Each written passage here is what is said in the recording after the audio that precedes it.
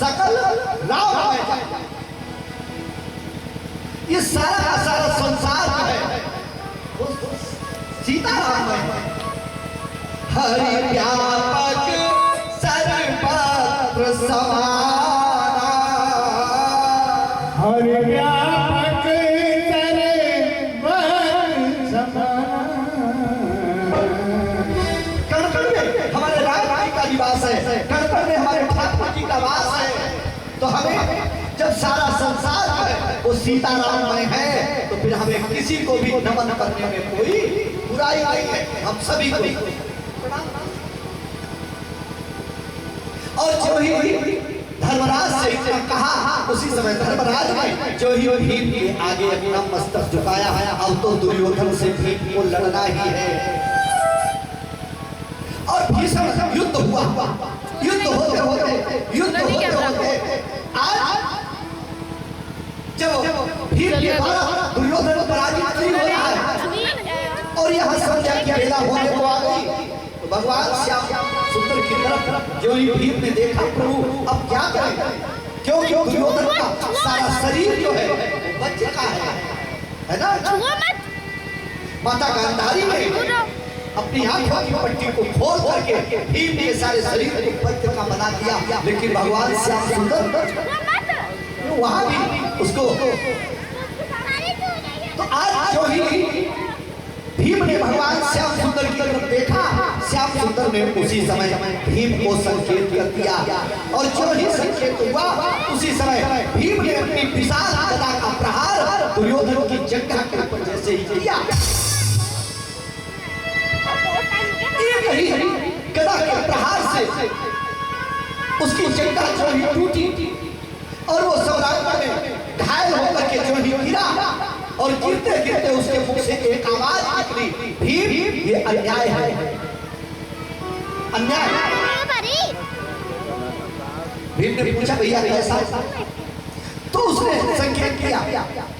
गदा युद्ध का नियम होता है, गदा युद्ध में कोई भी वीर जो है किसी के ऊपर जब भी प्रहार करेगा तो वो कमर से नीचे प्रहार नहीं कर सकता है। और तुमने मेरी जंघा के ऊपर प्रहार करके युद्ध के नियम को तोड़ा है। भीम ने कहा बात तो ठीक है, मैंने नियम तोड़ा, मुझे लगता नहीं है कि मैंने नियम तोड़ा। दुर्योधन ने पूछा वो कैसे, तो भीम ने कहा सुनो, और जिस समय सभा में खड़े और भूगट पट खींचा जाता था। अगर मैंने नियम को तोड़ा है, अगर मैंने अन्याय किया है तो वो क्या है। और जिस समय सभा में खड़े और भूगट पट खींचा जाता था, और उस समय बताओ दुर्योधन क्या वो भी न्याय कहा।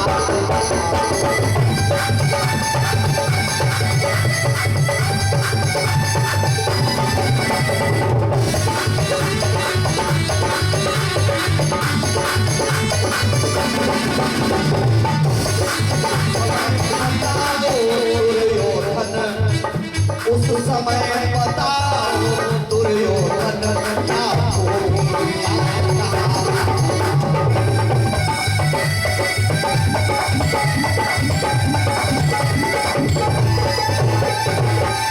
और दूसरी बात, जिस समय सभा में द्रौपदी की साड़ी खींची गई, अगर वो न्याय है तो तुम्हारी जंघा के ऊपर जो मैंने प्रहार किया है वो भी न्याय है, और अगर वो अन्याय है तो ये भी अन्याय है। दूसरा प्रमाण करना होगा,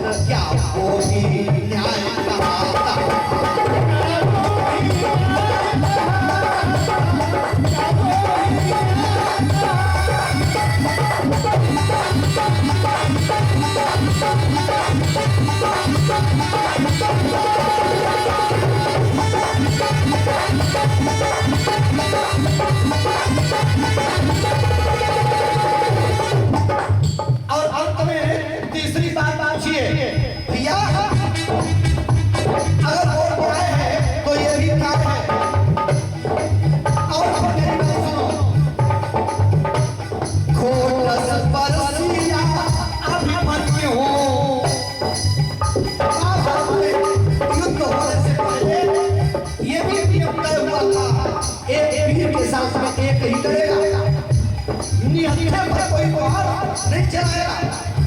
क्या हुआ है? खोज परसिया अभिमन्यु जब समर भूमि पे आया, उस एक गृह के पर सारों ने भाव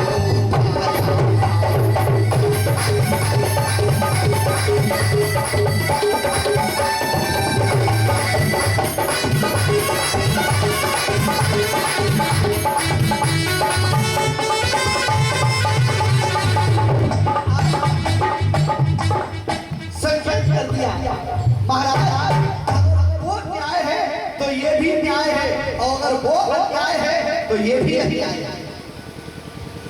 अब तो दुर्योधन निरुत्तर हो गया, क्या उत्तर देगा? क्योंकि भीम ने जितनी बातें बताई ये सब अन्याय पहले तो दुर्योधन की तरफ से ही हुए हैं, और आज वही दुर्योधन भीम से कहता है कि तूने मेरी जंगा के ऊपर प्रहार करके अन्याय किया। कुछ नहीं, दुर्योधन के पास कोई उत्तर नहीं बचा। अब तो घायल पड़ा हुआ है दुर्योधन उस समरांगण में। धर्मराज युधिष्ठिर और भगवान श्याम सुंदर के समय जैसे ही अपने शिविर में चले आए, अब दुर्योधन सम्रांगण में पड़ा हुआ विचार करता है क्या करूं। समय की विडंबना को तो देखिए, आराम के साथी लाखों है पर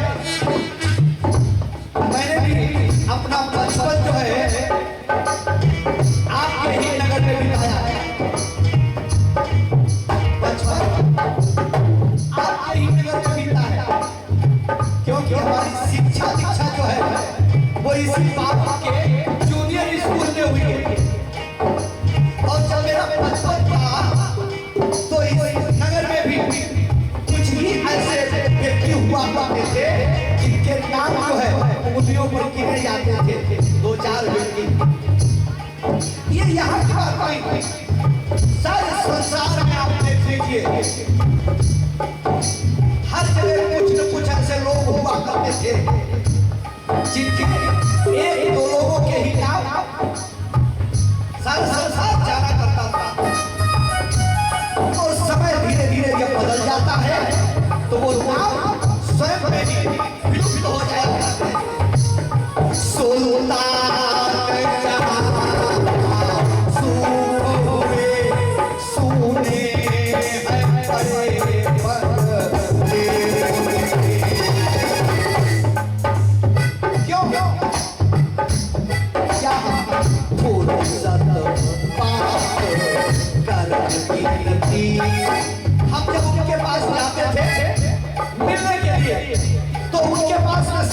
होता था हमसे बात करने के लिए। जहाँ फुर्सत बात करने की नथी बदलावे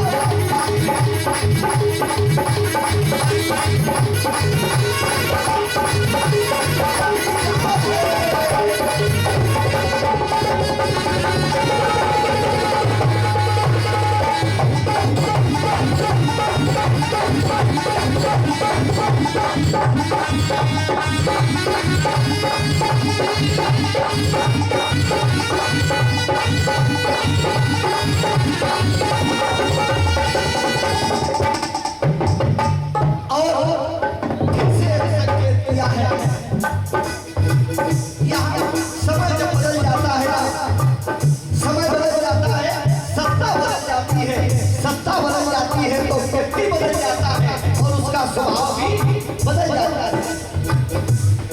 जो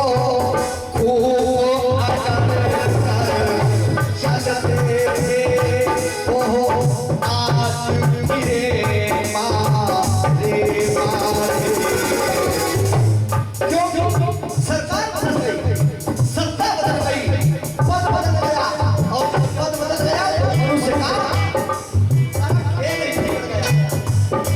जो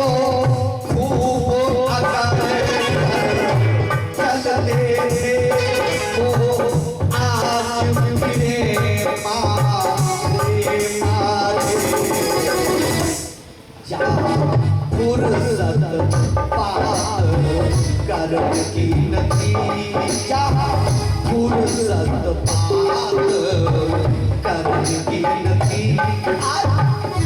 आज के पीछे कोई रोने वाला नहीं है। जहाँ फुर्सत बात करने की नथी बालों में पाला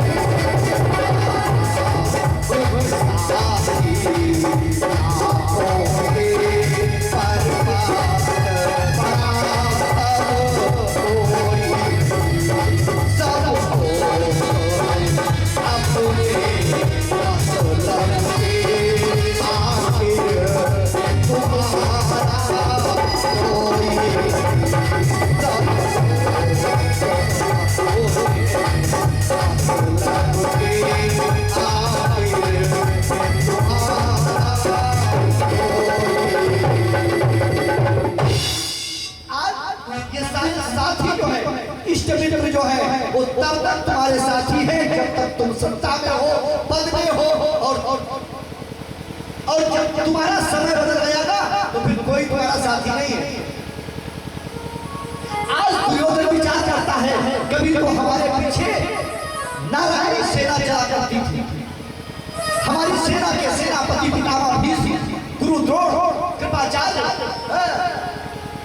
अंगराज आदि बड़े बड़े महावीर जो है वो हमारे पीछे चला करते थे। आज उसी दुर्योधन के साथ कोई नहीं है। सब में घायल अवस्था में पड़ा है और विचार करता है क्या क्या संकट में साथ मित्र का दे, मित्र का धर्म विपत्ति में गोस्वामी बाबा ने 2-3 व्यक्तियों को बताया है। विपत्ति में हो सकता है ये 2-3 लोग ऐसे हैं जो तुम्हारी सहायता कर सकते हैं। अगर कभी आजमाना हो तो इन लोगों को भी आजमा के देख लेना। कौन? बोले धीरज धर्म मित्र अरु नारी आपत काल पर किए जाए। तो दुर्योधन को उसी समय अपने मित्र की याद आई।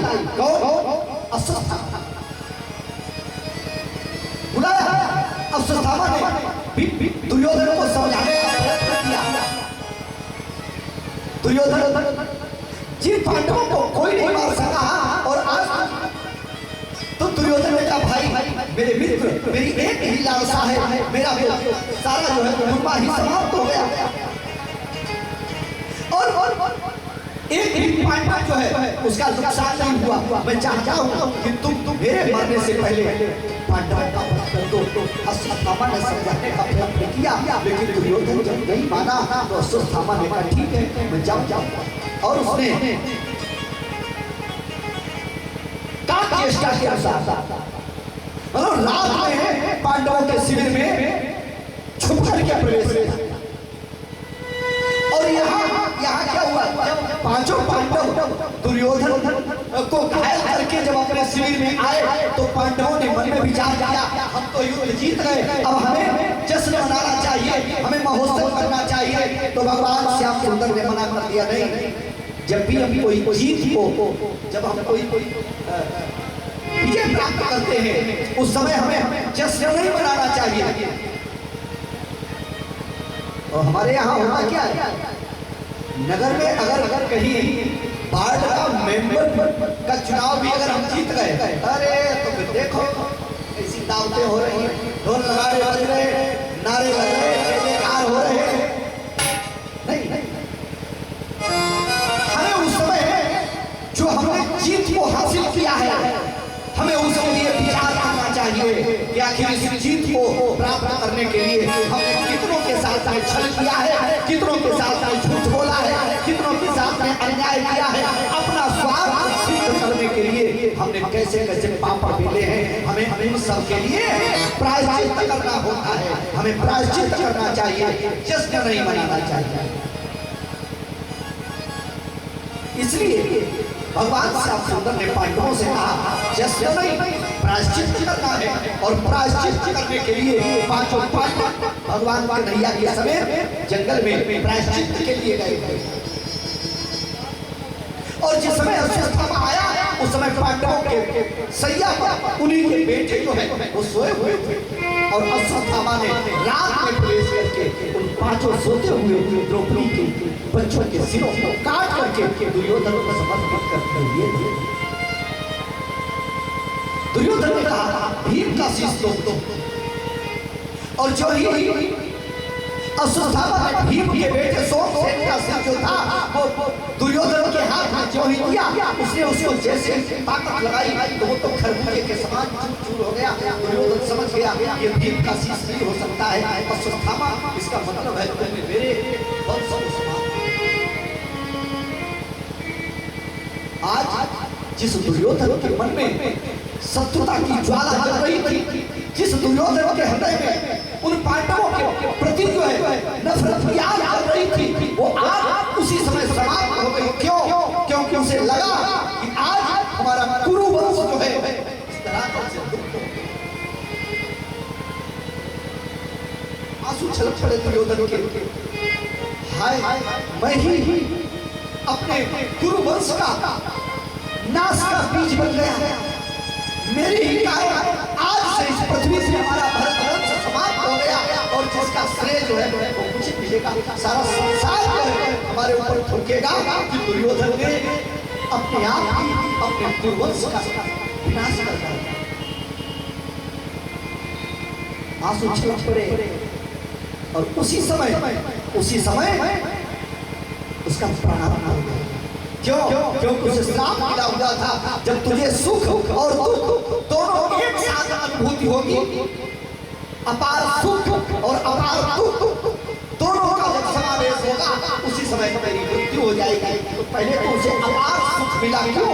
क्योंकि उसके सामने ही उसको ऐसा लगा कि मेरे शत्रु 5 के 5 पांडव मारे गए, इससे बड़ा सुख और दुर्योधन के लिए क्या हो सकता है। लेकिन जब पता चला कि पांडव नहीं पांडवों के 5 बेटे मारे गए।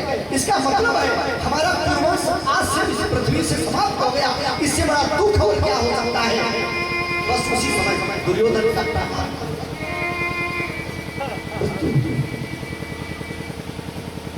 और यहाँ जब सवेरा हुआ तो सवेरा होते होते जब 5 पांडव भगवान कन्हैया के समेत शिविर में आए तो शिविर में जब आए तो शिविर का दृश्य जब देखा तो बड़ा ही काल्पनिक दृश्य था।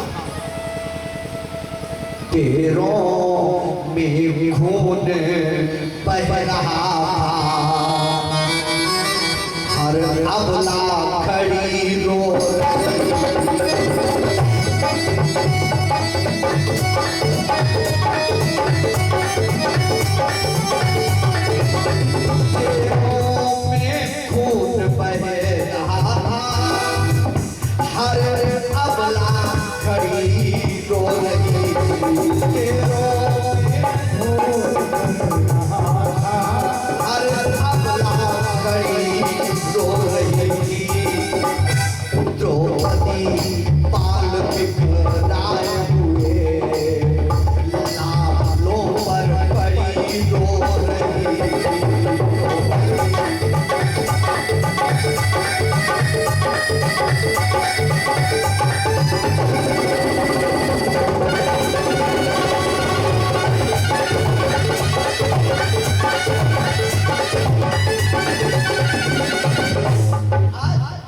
जैसे ही पार्थ ने भगवान के सामने डेरों में आकर के तो देखा यहाँ तो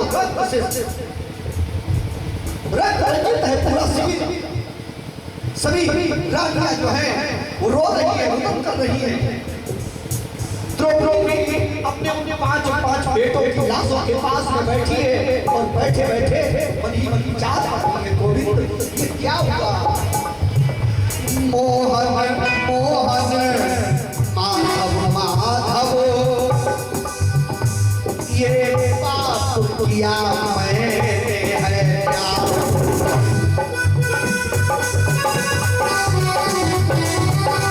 ये पाप किया मैंने है क्या जिसका फल मुझको आज लाओ। ये सब क्या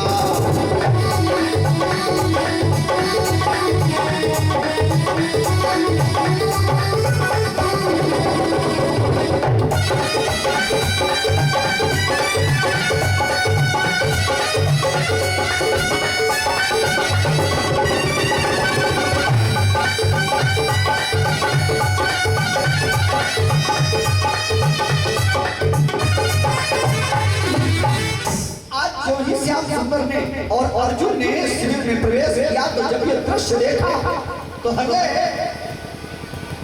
विदीर्ण होने लगा। और द्रौपदी ने जो ही भगवान श्याम को अर्जुन को देखा हाय हाय करके दौड़ पड़ी। श्याम ये सब क्या हो गया। भगवान श्याम सुंदर मन ही मन विचार करते द्रौपदी तुमने तो इस महाभारत रूपी यज्ञ में अभी अभी केवल 5 आहुतियां डाली हैं। इस महाभारत रूपी यज्ञ इस भूमंडल की पता नहीं कितनी माताओं ने अपने सिंदूर अपने कोख को उजाड़ दिया उन पर जाकर तुम्हारे तरफ से तो केवल और केवल अभी तक केवल 5 आहुतियां पड़ी। कौन समझाए। उसी समय द्रौपदी ने संकेत कर दिया अर्जुन जब तक मेरे 5 बेटों के हत्यारे को दंड नहीं किया जाएगा ना तब तक न तो मैं अपने 5 बेटों की इन पार्थिव शरीर का अंतिम संस्कार करने दूंगी और न तो मैं अपनी आंख से एक आंसू गिराऊंगा। महाभारत यही कही जोड़ी है सबसे बड़ी। जिसको देखो ना वो प्रतिज्ञा में बन जाता है, जिसको देखो वो प्रतिज्ञा कर लेता है। द्रौपदी ने प्रतिज्ञा की और जो ही द्रौपदी ने प्रतिज्ञा की उसी समय अर्जुन ने भी प्रतिज्ञा कर दी मैं जब तक तुम्हारे 5 बेटों के हत्यारे पकड़ करके तुम्हारे सामने नहीं लाऊंगा तब तक मैं आप शिविर में आकर के तुम्हें अपना मुख नहीं दिखाऊंगा। चल अर्जुन अश्वत्थामा को ढूंढने के लिए भगवान श्याम सुंदर रथ को लेकर के जो ही निकले, अर्जुन ने जो ही अश्वत्थामा को ढूंढते ढूंढते उसे उठा के समीप में पहुंचना चाहते थे। अश्वत्थामा ने विचार किया, अर्जुन मेरे पास आए, मुझे बंदी बनाए, इसके पहले ही हमें अपना उपाय कर लेना चाहिए। और उसी समय अश्वत्थामा ने अर्जुन का लक्ष्य करके ब्रह्मास्त्र का संधान कर दिया। अब ब्रह्मास्त्र को आता हुआ देखा तो अर्जुन ने भी तूड़ी से निकाला बाण, भगवान कन्हैया ने रोक दिया, ठहरो। दोनों ब्रह्मास्त्र ये आपस में जब टकराएंगे ना तो विनाश हो जाएगा, क्योंकि दिव्य अस्त्र है, इनको समाज के कल्याण के लिए प्रयोग किया जाता है, समाज के विनाश के लिए। अर्जुन ने कहा तो फिर ये अश्वत्थामा का बाण, ये ब्रह्मास्त्र जो है ये तो मेरे प्राण ही ले लेगा। श्याम सुंदर ने समझाया नहीं, अर्जुन उस समय तो याद करो जिस समय गुरुकुल में तुम विद्या अध्ययन करते थे ना, तो ब्रह्मास्त्र चलाना गुरु द्रोणाचार्य ने सभी को सिखाया, लेकिन उसको निष्क्रिय करना तुम जानते हो। इसके ब्रह्मास्त्र को निष्क्रिय कर दो। तो अर्जुन ने अश्वत्थामा के ब्रह्मास्त्र को निष्क्रिय किया और निष्क्रिय करके उसको रथ से कूद करके उसे बंदी बना करके अश्वत्थामा को और रथ में डाल करके अपने शिविर में ले आया। और जो ही शिविर में लेकर के आए, ला करके द्रौपदी के सामने खड़ा कर दिया। बोलो क्या क्या नारे से? सारा संसार कहता है कि महाभारत की जननी जो है वो द्रौपदी कहते हैं ना, महाभारत जो है का युद्ध जो है उसकी मूल में द्रौपदी है, जड़ जो है द्रौपदी ही है। और द्रौपदी जो योना कहती महाभारत हुआ न होता, अंधों के सदा अंधे होते, अंधों के सदा अंधे होते, अंधों के सदा अंधे होते, अंधों के सदा अंधे होते। द्रौपदी जो कहती, द्रौपदी जो कहती महाभारत हुआ न होता, अंधों के सदा अंधों के सदा अंधे होते, अंधों के सदा अंधे होते, अंधों के सदा अंधे होते, अंधों के सदा अंधे होते।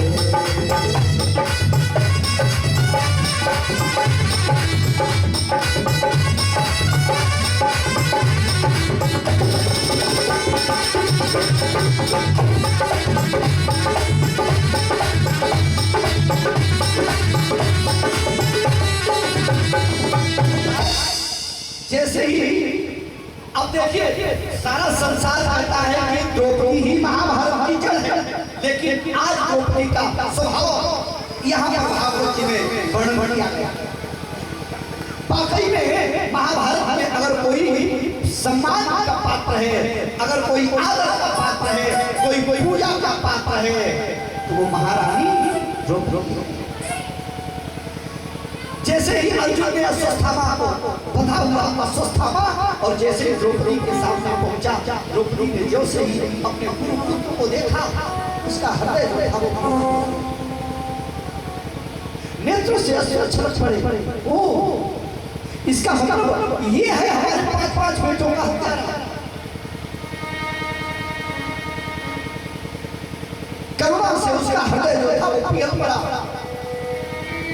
कोई बात नहीं, अगर इसने हमारे 5-5 बेटों का वध किया है और वो 5-5 बेटों के बदले में अगर हमने इसके प्राणों का हरण करवा दिया ना, तो हमारी गुरु माता जिसका ये इकलौता बेटा है,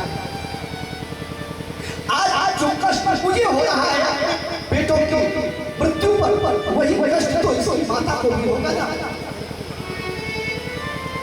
दूसरी बात, ये तो ब्राह्मण का बेटा है,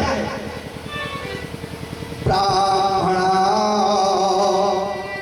नितरा गुरु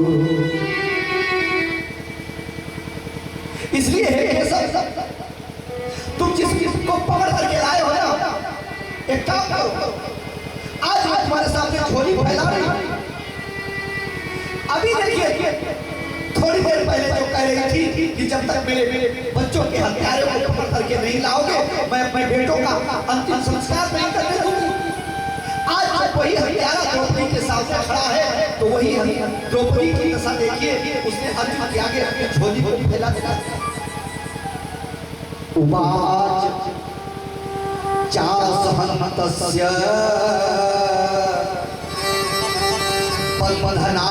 पद्मधनानयनं सती मुच्यता में स ब्राह्मणो नितरां गुरु। झोली को फैला करके पाप के आगे, अर्जुन के आगे कहने लगी, पाप छोड़ो इसे, मुझे छोड़ो इसे, ये तो ब्राह्मण है और ब्राह्मण जगत गुरु होता है, ये हमारे गुरु का बेटा है। अर्जुन, मैं तुम्हारे सामने झोली फैला रहा हूं, इसके प्राणों की भी।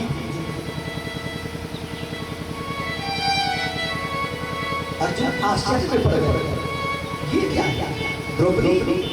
अभी थोड़ी पहले मैं कहती थी मेरे पुत्रों के हत्यारे को मेरे सामने दंड दिया जाए, और जब वही हत्यारा हमारे सामने खड़ा है तो तुम कहती है इसको छोड़ दो। द्रौपदी ने कहा छोड़। अब देखिए, अभी यहाँ एक ही पार्टी थी ना, अब दो हो गई। द्रौपदी चाहती है अश्वत्थामा को छोड़ दिया जाए, धर्मराज चाहते हैं अश्वत्थामा को छोड़ दिया जाए, लेकिन भी अर्जुन नकुल सहदेव सब चाहते हैं कि अश्वत्थामा का वध कर दिया जाए, लेकिन दो व्यक्ति द्रौपदी और धर्मराज चाहते हैं कि अश्वत्थामा को छोड़ दिया जाए। तो दो पार्टी होगी, एक ही घर में क्या होना चाहिए? उसी समय अब अर्जुन बेचारे चक्कर में पड़े, हमने तो प्रतिज्ञा की है इसको मारने के लिए, अब हम क्या करें? तो उसी समय अर्जुन ने भगवान श्याम सुंदर की तरफ देखा, कन्हैया अब तुम ही बताओ हम क्या करें? मेरे नारायण, अब तुम ही बताओ हमें क्या करना चाहिए? तो उसी समय भगवान श्याम सुंदर ने बड़ा ही सुंदर उपाय समझाया। क्या कहा? बोले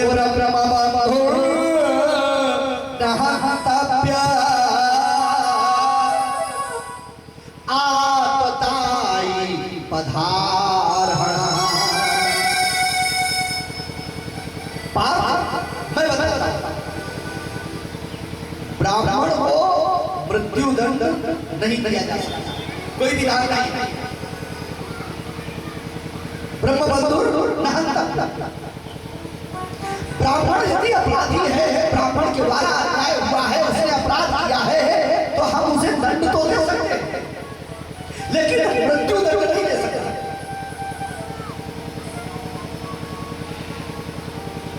आपताई, और आपताई को कभी छोड़ना नहीं चाहिए, आपताई का वध कर देना चाहिए, उसमें कोई दोष नहीं है।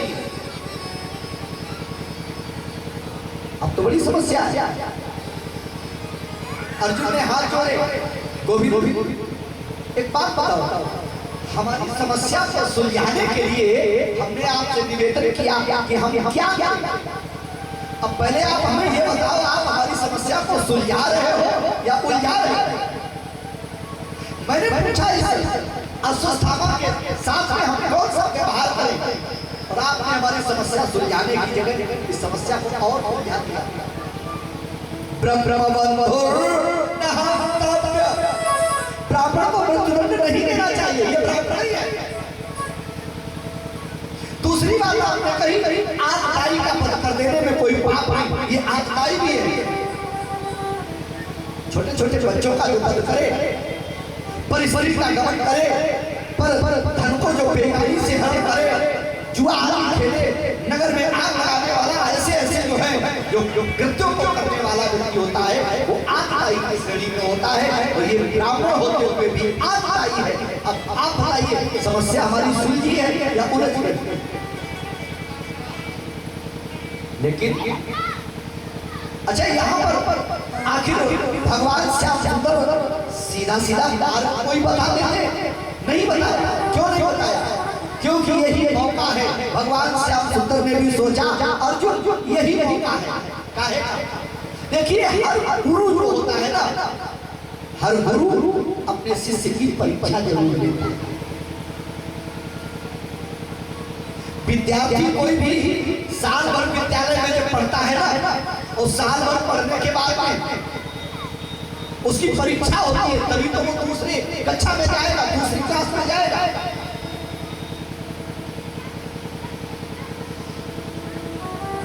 और यहाँ पर भी भगवान श्याम सुंदर का और अर्जुन का जो संबंध है वो जानते क्या है? गुरु और शिष्य का। कुरुक्षेत्र में सम्राट में जिस समय गीता का उपदेश किया है, उस समय स्वयं अर्जुन ने स्वीकार किया है शिष्य तो हे गोविंद मैं तुम्हारा शिष्य हूं। अच्छा गुरु जी ने विद्या तो प्रदान कर दी, लेकिन परीक्षा नहीं हो पाई। अर्जुन की केवल और केवल पढ़ाई हो पाई, परीक्षा नहीं हो पाई। क्यों? युद्ध जो है सामने लगा हुआ है। गीता का उपदेश पूरा हुआ और युद्ध प्रारंभ हो गया। अर्जुन की परीक्षा हो पाई? नहीं हो पाई। भगवान को नहीं सोचा तुमने पढ़ाया है ना, क्या योग कर्म योग अध्यात्म योग, ये सारे योग जो हमने तुम्हें सिखलाए हैं, इनमें से आज मौका मिला है तुम्हारी कुछ तो परीक्षा हो जाए। तो इसीलिए भगवान श्याम सुंदर ने कहा ब्रह्म नहंतव्य आतताई पधारा। तो अर्जुन जो है, अब देखिए भगवान कृष्ण का शिष्य होना ये कोई साधारण है? परमात्मा का शिष्य को हर व्यक्ति को नहीं मिल सकता है। अर्जुन के विषय में स्वयं कहा है अर्जुन भी कोई साधारण नहीं है, अर्जुन भी औत्पत्तिक विषय। ये अर्जुन जो है वो भी उत्पत्ति से ही बना है, विद्वान है, योग्य है। अर्जुन ने इसका समाधान निकाल रखा और उसी समय अर्जुन ने संकेत किया प्रभु तो अब आपने जैसा बताया मैं वैसा ही करूंगा। अगर ब्राह्मण अपराधी है तो उसको दंड कैसे दिया जाए? तो अर्जुन ने वही नियम निकाला, बपनमा द्रविड़ादान स्थानान निर्यापणम तथा एष ब्रह्म बंधूना बधो नान्योस्ति दैहिका।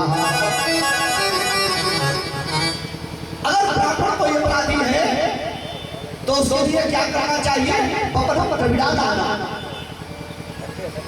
उसकी सारी संपत्ति को छीन लेना चाहिए और उसका अपमान करके उसके बालों को मुड़वा करके उसे देश से काला कर देना चाहिए, नगर से निकाल देना चाहिए, गांव से निकाल देना चाहिए, उस सीमा से निकाल देना चाहिए। यही उसके लिए सबसे बड़ा मृत्यु दंड है। उसका अपमान है, उसकी मृत्यु है। पहले हमारे यहाँ ऐसी सजा होती थी, अब नहीं है। जिसको काला पानी कहते थे, मृत्यु दंड दिया जाता था, फांसी दी नहीं जाती थी और उसे देश से काला कर दिया जाता था। अब नहीं। आज अर्जुन ने वही किया। अर्जुन ने उसी समय अश्वत्थामा के बालों को मुड़वा दिया और बालों को मुड़वा करके अब देखिए उसके पास में संपत्ति क्या है। यहाँ ये भी कहा गया उसकी सारी संपत्ति को छीन लेना चाहिए। तो अश्वत्थामा के पास में संपत्ति क्या है? क्या है? उसके माथे में मणि है ना, और उस मणि को अर्जुन ने निकाल दिया। अच्छा मैं कहता हूं मेरे भाई, ये मणि जो है वो केवल अश्वत्थामा के माथे में ही नहीं है। हम कथा का जब भी सुने तो कैसे सुने? कथा को अपने जीवन से जोड़ते जाइए, अपने जीवन से जोड़ते जाइए। और जब अपने जीवन से जोड़ते हुए कथा का श्रवण करेंगे तो ये कथा जो है वो बिल्कुल नगद हो जाएगी, नगद। तुम्हें ये लगेगा ये किसी और की कथा नहीं, मेरे जीवन की कथा हो रही है, ये मेरी ही कथा है, ये मेरा इतिहास है। अश्वत्थामा के माथे में पड़ी है? नहीं, मैं कहता हूँ सारे संसार हर प्राणमात्र के माथे में पड़ी है, तुम्हारे भी है, सबके है। आपको कहेंगे भाई दिख नहीं रही है, दिखेगी कैसे? हमारे अंदर ब्राह्मण के अंदर जो ब्रह्मतेज होता है, ब्रह्मतेज, क्षत्रिय का क्षत्रिय तेज, ये सारे तेज जो है यही हमारे माथे की पड़ी है।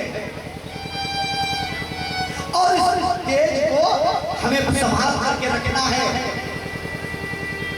इस तुम्हारे तेज को, इस तुम्हारी मणि को कोई दूसरा व्यक्ति संसार का कभी छीन नहीं सकता है, कभी नष्ट नहीं कर सकता है। ये तुम्हारा तेज जो है वो जब भी समाप्त होगा तो तुम्हारे कर्म के द्वारा ही समाप्त होगा। इस तुम्हारे ब्रह्म तेज को, तुम्हारे क्षत्रिय तेज को संसार का कोई व्यक्ति कभी छीन नहीं सकता है। और ये कब छीनेगा?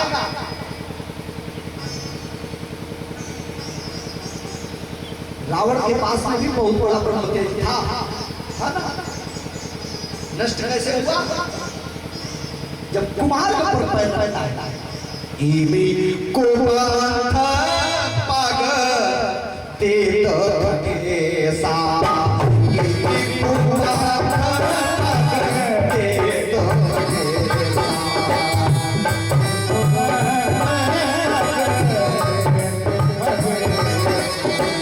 इमी कुमार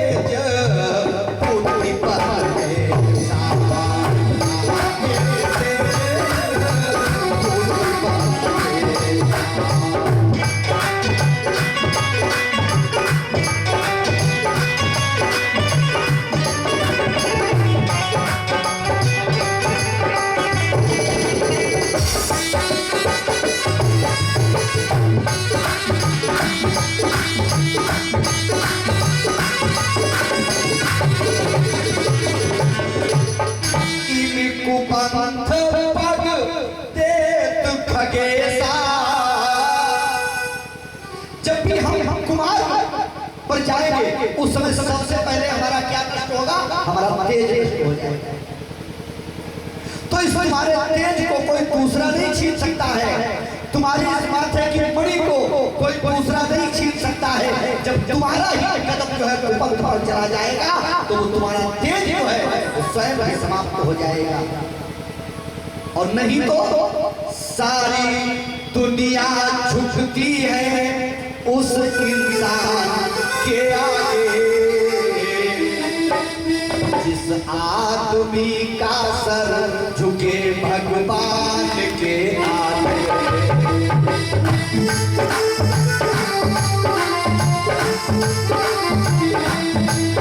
सारी दुनिया झुकती है, सारी दुनिया झुकती है उस इंसान के आगे आदमी का सर झुके भगवान, आदमी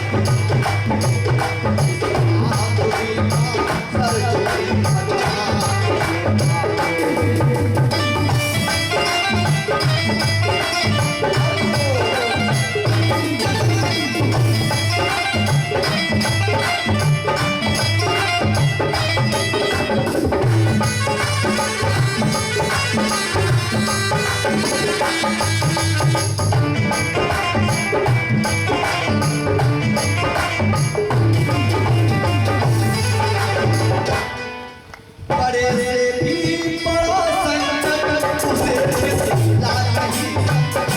बड़े से भी बड़ा संकट उसे ला नहीं सकता। तो मैं वो कभी अब ला नहीं सकता।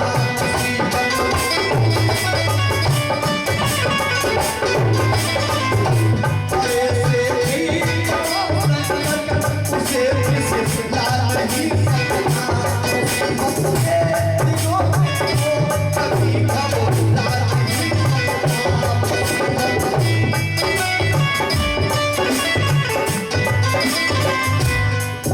उसको ठहरा पाओगे, उसको ठहरा पाओगे हर तूफान के आगे। इस आदमी का सर झुके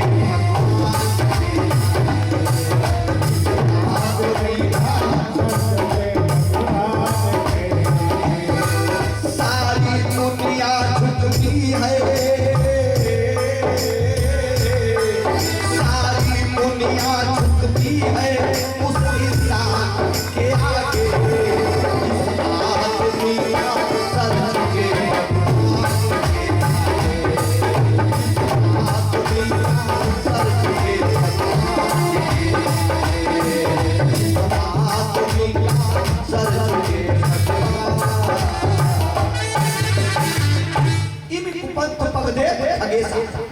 तो आज अश्वत्थामा के माथे में जो मणि है, मैं कहता हूं भैया सबके माथे में मणि है, अपनी अपनी मणि को खुद को इस्तेमाल में रखना है।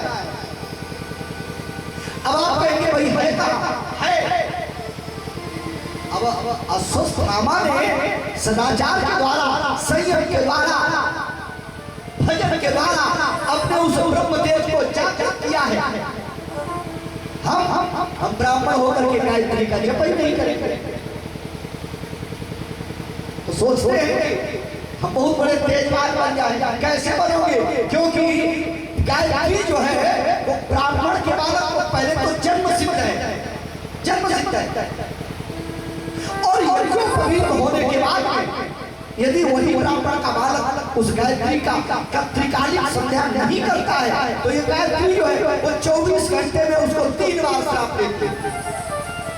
अब 24 घंटे में 3 बार तुम्हें स्वयं गायत्री माँ भगवती के द्वारा श्राप मिलेगा तो तुम्हारा ब्रह्म तेज तुम्हारे पास रहेगा कैसे?